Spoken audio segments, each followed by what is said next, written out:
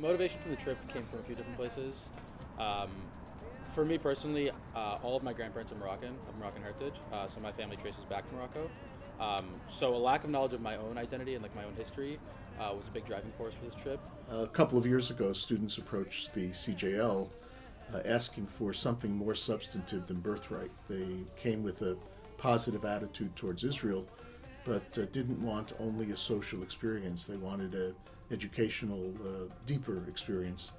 And so we conceived of a trip in which we would not only see some things in Israel, there's a little bit of tourism involved, but mostly we engage on substantive issues. So I personally am of Greek heritage. My father's father was born in Veria, Greece, which is the northeastern portion of the country. And I have a deep connection to my community, which is the only Greek Jewish synagogue in the Western Hemisphere in New York. So I'm really excited this spring break to be running a Jewish tour of Greece with the CJL. We'll be going for 7 days throughout Greece to Thessaloniki, Yanina, and Athens, major hubs of Jewish populations throughout the 20th, 19th, and 18th centuries. It was really impressive. We were there for Shabbat and we were in the synagogue, and the synagogue was packed and there were no seats for us, and that was because there was a bar mitzvah happening and people came from all over the country to this bar mitzvah in Morocco, even from France and everywhere else, because they felt that it was really important to maintain this community and have this bar mitzvah in Morocco.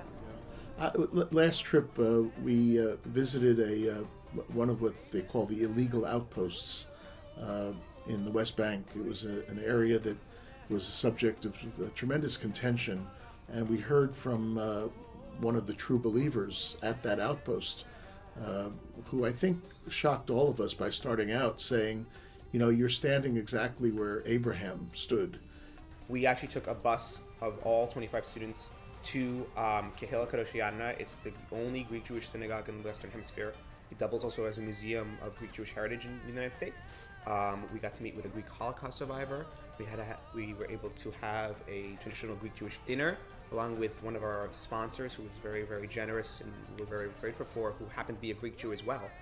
I'd like students to come away, number one, with an appreciation of what Israel has accomplished in its first 70 years, to know that the challenges were extraordinarily deep and wide-ranging, and it's now a thriving country, but also to understand that no society is perfect, and therefore what are the problems that Israel is trying to cope with?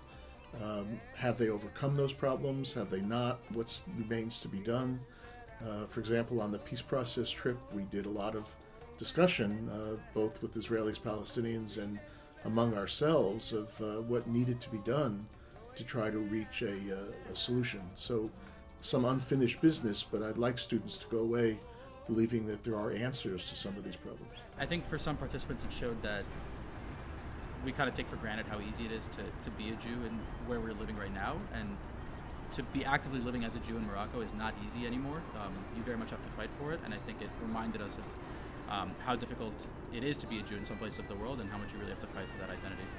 They're going to realize in Greece that although the Greek Jewish population today may be small, only about 5,000 Jews, they are extremely proud of their heritage and are working extremely hard to try to preserve it in any way they can.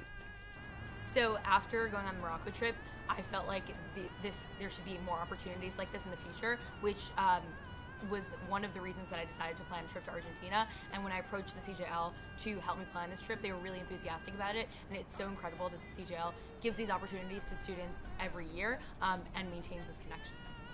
It was so amazing just to know that the CJL was not only supporting me and my passion and my pride in my Jewish heritage, but it was allowing me to extend that pride and to demonstrate to other Jews in this community why I'm so passionate about it. And I'm so grateful for the CJL for that. I talk about this trip to other people on other campuses, and they're so surprised and impressed by how many opportunities we have here at the CJL, and I feel so blessed to be a part of this community.